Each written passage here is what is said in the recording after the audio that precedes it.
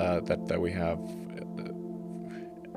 at the sort of like the meme sphere is there's not enough isolation between countries or regions.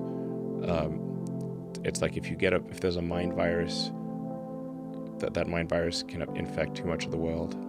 Like I actually sort of sympathize with the anti-globalization people, because it's like, man, we don't ever want everywhere to be the same, for sure, and then we need some kind of like mind viral immunity. So that's it's a bit concerning. Mind viral immunity, meaning that once something like Neuralink gets established, the real concern is something that, I mean, you said it's Bluetooth, right?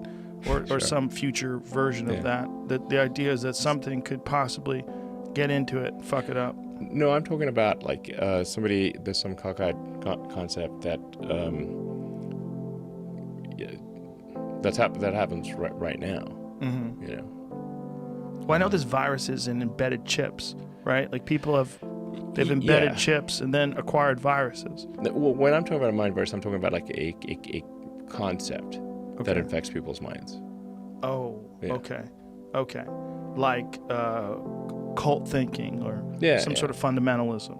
Yeah, just wrong-headed idea that just goes viral in an idea sense. Well, that is a problem too, right? If someone can manipulate that technology to make something appear logical or rational. Yeah. That would that be an issue too? This is a very have versus have not issue, right? Once this thing, if this really does, I mean, initially it's going to help people with injuries, but you said ultimately it could lead to this spectacular cognitive change.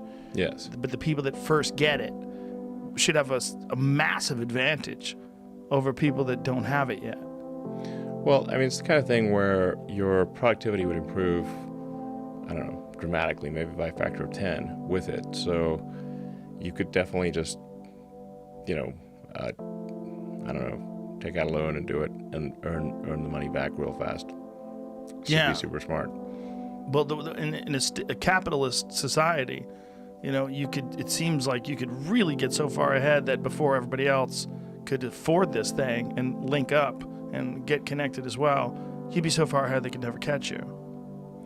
Is that a concern? Well, I think it's not a super huge concern. I mean, there are huge differences in cognitive ability and resources already. Yeah. I mean, you can think of a corporation as like a cybernetic collective that's far smarter than an individual. Like I couldn't personally build like a whole rocket and the engines and launch it and everything. That's impossible.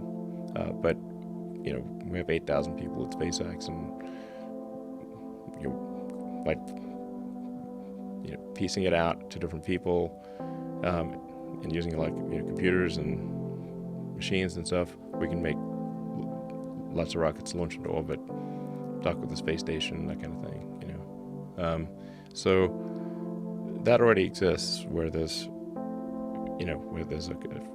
corporations are vastly more capable than an individual. But like we should be, I think, less concerned about like relative capabilities between people and more like having AI be vastly beyond us and decoupled from human will. Decoupled from human. So this is if you can't beat them, join them. Yeah, I mean. So you feel like it's inevitable, like AI, sentient AI, is essentially inevitable. Super sentient AI, yeah. Like beyond a level that's difficult to understand. And impossible to understand, probably. And somehow or another, so it's almost like it's a requirement for survival to achieve some sort of symbiotic existence with AI. It's not a requirement. It's just if you want to be along for the ride, then you need to do some kind of symbiosis. So the way your brain works right now, you've got kind of like the animal brain, reptile brain, let's, for argument's sake, it's like the limbic system basically, and you've got the cortex. Now the brain purists will argue with this definition, but essentially you've got the primitive brain and you've got the sort of smart brain, or the brain that's capable of planning and understanding concepts and difficult things that a monkey can't understand. Now your cortex is much smarter than your limbic system. Nonetheless, they work together well. So I haven't met anyone who wants to delete their limbic system or their cortex. People are quite happy having both. So you can think of this as being like the computer, the AI is like a third layer, a tertiary layer. So that is that could be symbiotic with the cortex. It would be much smarter than the cortex, but you'd essentially have 3 layers, and you actually have that right now. Your phone is capable of things, and your computer is capable of things that your brain is definitely not.